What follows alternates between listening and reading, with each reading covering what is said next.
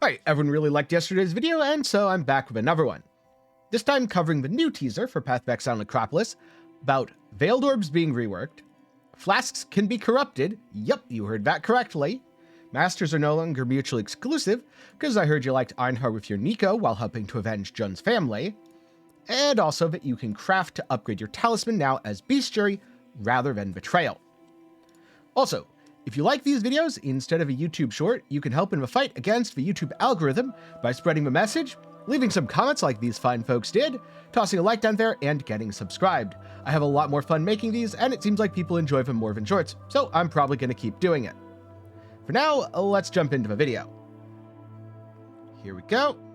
And you know what? This time, I'm going to disappear from the screen, watch it through, then come back and pause a bit and talk through it. Hi, I'm Mark Roberts, Game Director on Path of Exile. In 3.24, the Masters, Alva of Incursion, Nico of Delve, Einhar of Bestiary, and Jun of Betrayal will no longer be mutually exclusive and can appear in the same map. Speaking of Betrayal, we're making the following changes. The Ashling reward of remove a random modifier, replacing it with the Veiled modifier instead, has been moved to the function of the Veiled Chaos Orb, and has been removed from safe houses. Veiled Chaos Orbs will now exclusively drop from Katarina, the leader of the Immortal Syndicate. This makes the orb more powerful, but also allows for full trading of this craft between players and a more clear path to target farming this orb by maximizing your Katarina kills. The capability to add higher than 20% quality to weapons, armors, and flasks has been removed from Betrayal, and these reward outcomes have been replaced. Your flasks can now be corrupted by Val Orbs, which will add a random quality value, from -10 to +10. Good luck!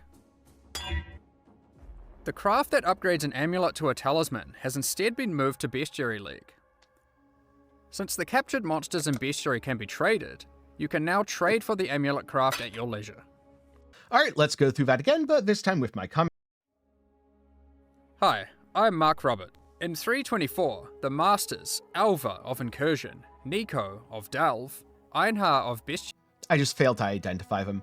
But yeah, this is Alva, Nico, Einhar, Jun. They're all going to appear together in a map.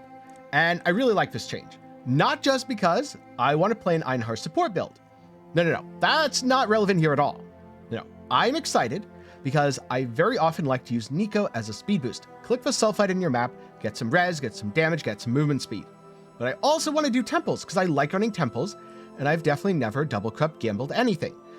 If you want to see a full stream of me double cup gambling, do not click in the description after watching this video. I promise there's nothing there. So, getting them all together is really, really nice. It also opens up some new farming strategies, because before, with things being mutually exclusive, you couldn't do Nico and Alva together. And if that happened to fit into your strategy, tough luck, pick one or the other, and put the rest of the points into something, probably heist to be honest. That's about the only other thing that fit perfectly.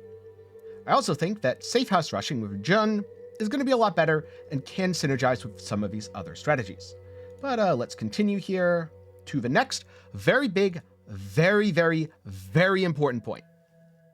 Random modifier, replacing it with the Veiled modifier instead, has been moved to the function of the Veiled Chaos Orb. This is huge in terms of changes. And I'm somewhat mixed on it. On the one hand, on the positive side first, this is a really cool, powerful, itemized effect. So no more trust trades required. If you want to bet an Ashling Slam, you just go and you buy a Veiled Chaos. On the other hand, this raises the floor for a lot of crafting. It was so easy just to metacraft for 2 divines, slam some movement speed on your boots. You can still do that, and it can still be very good. You can still do the suffixes can't be changed. It'll be very, very likely. You know, you could even use an essence to roll a prefix now for life, so making better items easier. Making basic items harder. This is also a huge change. They're dropping exclusively from Katarina, which is good in terms of increasing the value of Katarina. So if you do more safe houses per hour and get the maximum intelligence each time, good. But if you wanted to actually invest in your Betrayal, set up all the sort of web for relationships, get the right person in the right place, potentially bad. Especially because we don't know what Ashling is going to give. So if the new rewards are extremely lucrative, and it still rewards players for engaging deeply with the Betrayal mechanic, then I'm all for this change. And the Veiled Chaos is a relatively common drop that does make Catacrene more valuable, so I'm also all for that change. But if it means that you only ever engage with Betrayal on a surface level, I'm not really in favor of that, and I hope something else comes in to round out the experience, even though I do really like the craft being itemized. Now, there's been some speculation about the next one, so let's skip ahead here and talk about the flasks.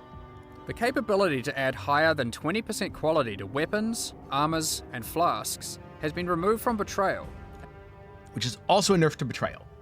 That's why those rewards coming in, they really need to be quite valuable. And I'm curious if Varici is also going to get itemized, or if that's not possible for whatever reason.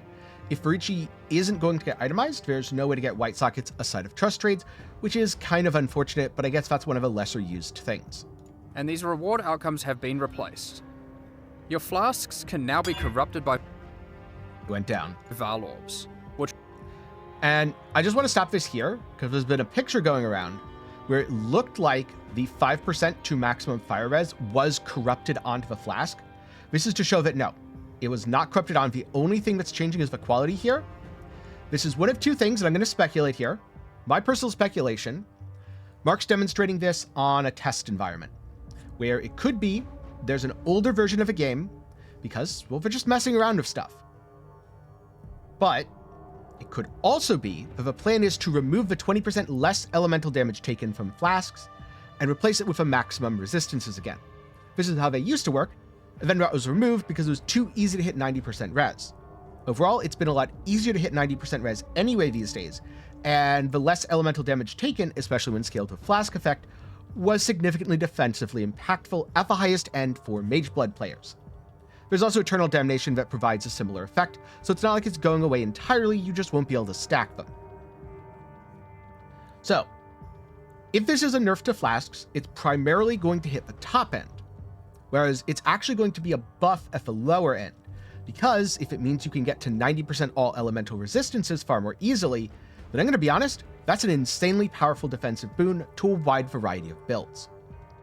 But let's see if he gets lucky. Is it going to go up or down? Well, I guess you already know the answer from earlier, but only if you're paying really close attention.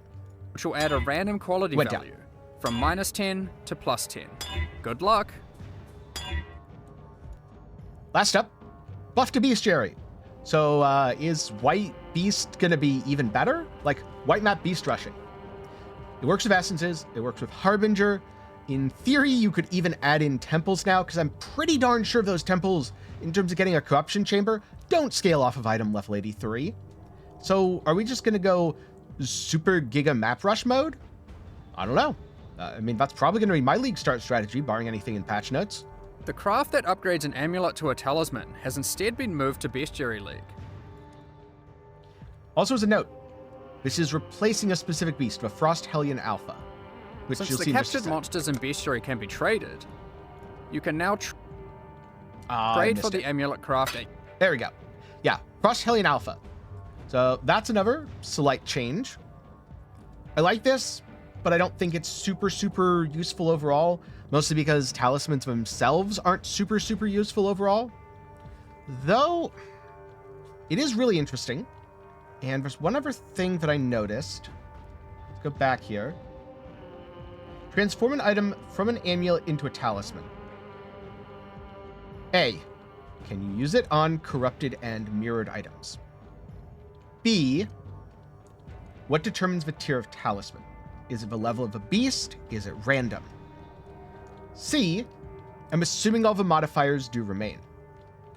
And if you can use it on corrupted stuff, here's what you do. Step 1, get a Strangle Grasp. Or Strangle Grasp, I think. I forget. Gasp or Grasp, let me know down below. Step 2, corrupt it until it bricks into an influenced item. And then step 3, cry because you can't make it into a talisman.